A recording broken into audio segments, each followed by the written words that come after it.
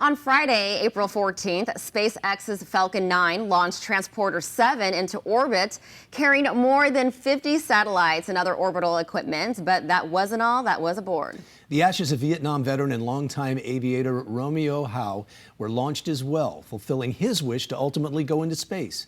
Photojournalist Sierra Simonek sat down with the Howe family to talk about the recent launch and the legacy that lives on here in San Diego. We've been waiting for years for this. 3, 2, 1, ignition, engines full power, and liftoff of Transporter 7. Go Falcon, go Transporter. He started flying when he was 14. My grandfather was a pilot as well, so it's in our blood. He had a passion for aviation, started out in that, and then put it off for a while when he went to college, and then was drafted to Vietnam, came back and got back into aviation, but went into air traffic control. And did that for many years, and when he was able to, he started his training again. And I have so many fond memories as a child going flying with him, and I loved every minute of it, and just reliving my dad's passion for aviation and seeing it all again. It means so much, and it just brings back so many amazing childhood memories. If there's a way, why not? If there's a will, there's a way. Ultimately, his dream was to go to space. He actually helped do some work on the early space shuttle launches and the early missions with that.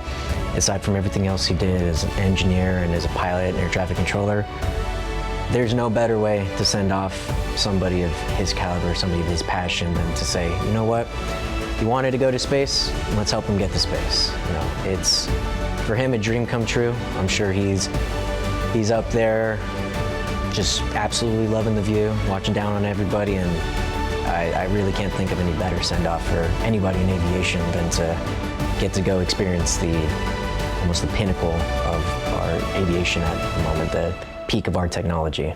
I was just so excited that that's not a normal way to be sent off. And so knowing that he's one of the very few people to be sent to space is truly amazing. Yeah, it's kind of hard to be sad when you know that somebody's absolute dream finally came true. Pretty much our whole family in some way is connected to aviation now. I've wanted to fly, be a pilot, for as long as I can remember. I want to be a pilot, and I know I will. I was really fascinated with airplanes, aviation, all that stuff. I know my grandfather had a passion for it. I know I had a passion for it. I feel like I'd be doing a disservice if I didn't do what he did, you know, reach for the stars. And just, I would definitely say he had a lot to do with my decision to be a pilot, but I would also say I think I probably inherited the flying bug from him as well. Roman, his passion for aviation has grown on our entire family, and whenever we fly with my brother, I always think of my pop-pop. I feel more safe up in a plane with my brother than in a car. And so it's really like having my dad truly live on, and I know that he's just so proud of him. It's an honor and privilege to see him doing that, and I know that my dad has been with him through all of it, and so proud.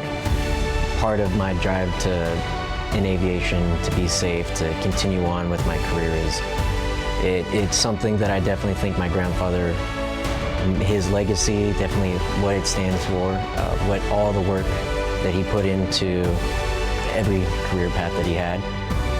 It honestly would feel more of a disservice if I didn't keep on my role in aviation. With that, I really hope that everything I do is always in his good name and his legacy, and I hope to share that with others, other aviators, families, their legacies. Aviation's such a small world, such a small community, that it really is something that is special to everyone who's involved. Great job, Sierra. She put that story together. She has a talent for putting stories together like that. And you worked with her on that. I worked with her on Friday. I didn't work with her. She told me about it on Friday when we were at the Air and Space Museum doing reports. He says, oh, here's what I'm doing. I was like, oh, that sounds really cool. That's cool. And then I just saw it for the first time this morning. Awesome job. Yeah, she's a great storyteller Yes, she is. and photographer as well.